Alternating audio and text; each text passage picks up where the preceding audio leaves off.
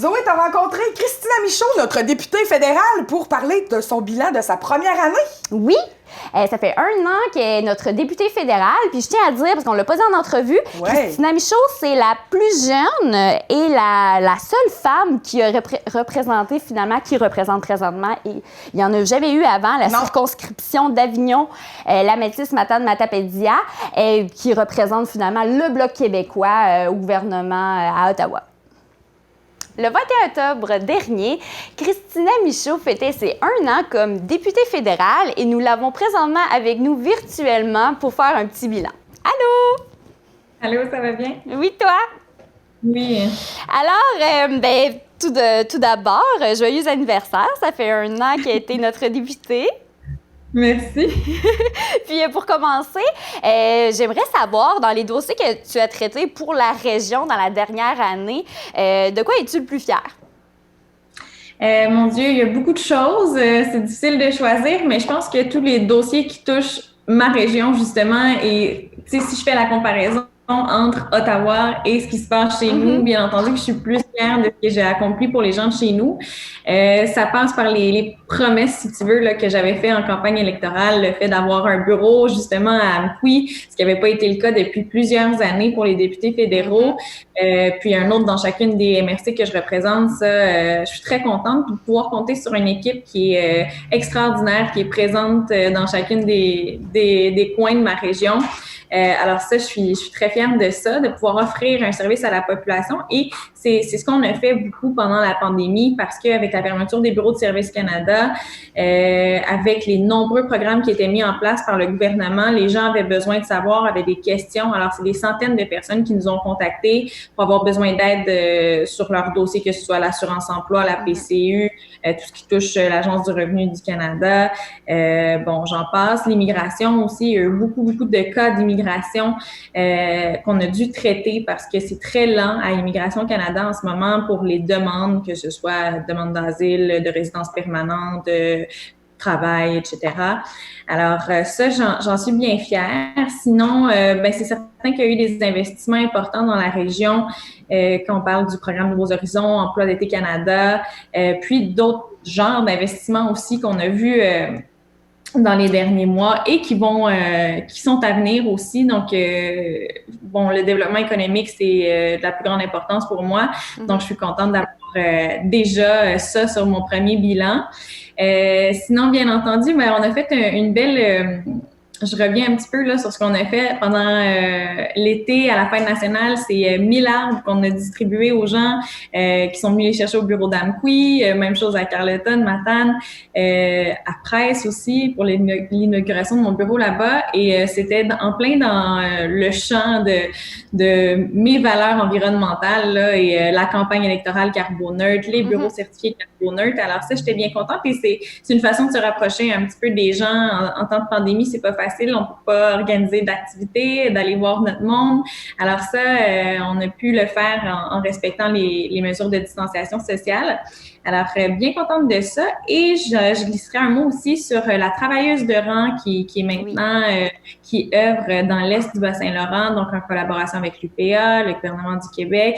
On a pu donner un petit soutien financier pour qu'on ait une travailleuse de rang pour soutenir nos agriculteurs. Alors ça, je suis bien contente parce que c'est quelque chose qui revient beaucoup la santé psychologique des producteurs. Alors, de pouvoir leur offrir ce service-là, c'est une belle fierté. On n'en avait pas avant, c'est nouveau, puis c'est une très bonne idée.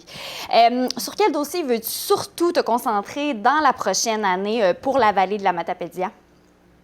Écoute, j'aimerais qu'on se concentre, la vallée de la Matapédia, mais tout mon comté, en fait, là, qu'on s'assoie ensemble, tous les élus, les acteurs économiques, qu'on regarde comment on veut faire face à la relance économique, comment on veut remettre notre région de l'avant aussi. Ce sera pas facile pour plusieurs commerces, plusieurs entreprises, qu'on ne sait pas s'ils vont réouvrir leurs portes. Là, je pense à des restaurants, des bars dans notre petit coin de pays. Je me dis que c'est pas facile pour eux.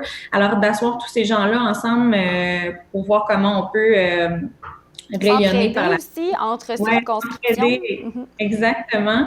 Alors, ça, c'est un de mes défis pour la prochaine année. Bien entendu, l'horaire est chargé aussi à Ottawa. Donc, c'est le dépôt. J'ai déposé mon projet de loi sur la responsabilité climatique. Il va être étudié la semaine prochaine en chambre. En fait, ça va être la deuxième lecture. Donc, on commence le débat là-dessus. J'ai bien hâte d'en débattre avec mes collègues et c'est possible que ce projet de loi-là soit accepté. Alors, j'ai bien hâte de faire ça et bien entendu de continuer de travailler pour les gens de chez nous. Si on est encore en temps de pandémie, ça se peut que ça continue longtemps, continuer de leur offrir un soutien. C'est ce que j'ai fait aussi, donner un soutien financier à la hauteur de ce que je pouvais là, aux organismes communautaires, aux banques alimentaires, aux médias locaux aussi, pour qu'il y avait... C'était facile pour personne, là. Alors, on a essayé d'aider à près de 10 000 en soutien financier ces gens-là. Alors, ce sera la même chose là, pour l'année prochaine. Je l'imagine. On va continuer d'être présent pour eux s'il y a encore la pandémie, mais sinon... en tout temps, c'est une priorité pour moi d'être présente. L'économie, ça se réglera pas d'un coup, là. On a perdu beaucoup d'argent avec la pandémie. Donc, oui, effectivement, il va falloir se concentrer là-dessus, j'ai l'impression, l'année prochaine encore. Mais justement, tu as été beaucoup dans l'Est du Québec à cause de la pandémie ce printemps, cet été. Puis là, depuis quelques semaines, tu es beaucoup à Ottawa et tu sièges beaucoup dans les dernières semaines. Là, on voit beaucoup des vidéos circuler sur les réseaux sociaux en train de siéger. Oui, exactement. Toute l'affaire We Charity, en ce moment, la menace de tomber en élection d'un jour à l'autre avec les fameux votes de confiance. Il y a beaucoup de choses qui se passent ici. Alors, bien entendu j'aime faire ce travail-là aussi, là, de parlementaire. Il y a les comités aussi qui ont recommencé à siéger. Alors là, on est à travailler sur l'horaire et tout ça, les témoins qui vont venir, les études qu'on reprend. Alors ça aussi, c'est un travail qu'on accomplit à Ottawa, qui peut se faire de façon virtuelle aussi. Il faut savoir que le Parlement fonctionne de façon hybride. Alors, je peux être ici en chambre, en physique, mais je peux siéger aussi virtuellement. Donc, si j'ai à être dans le comté sans problème, je peux siéger virtuellement. Alors, beaucoup de beaux projets pour le Bloc à Ottawa.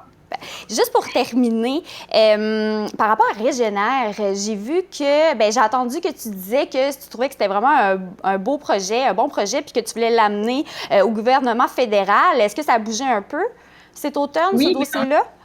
Exactement. En fait, ça a bougé du côté de Régénère beaucoup et ça, tu me demandes ce que je suis fière de ce que j'ai accompli, mais je peux dire que je suis fière de ce que les gens de chez nous ont accompli parce que dès le jour où Air Canada a décidé d'abandonner les régions, les gens se sont mobilisés pour créer quelque chose pour pallier à ça.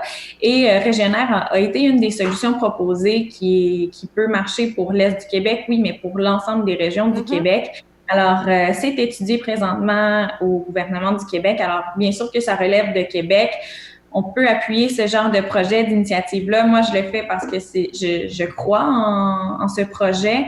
Et le ministre des Transports, M. Garneau, a mené une petite consultation là, auprès de ses collègues, voir quelles solutions on proposait dans nos différentes régions pour le transport régional, le soutien au transport régional. Donc, j'ai pas manqué de proposer Régénère, mais aussi de cesser de financer directement les transporteurs et de plutôt financer des projets qui sont là pour rester, qui sont viables à long terme.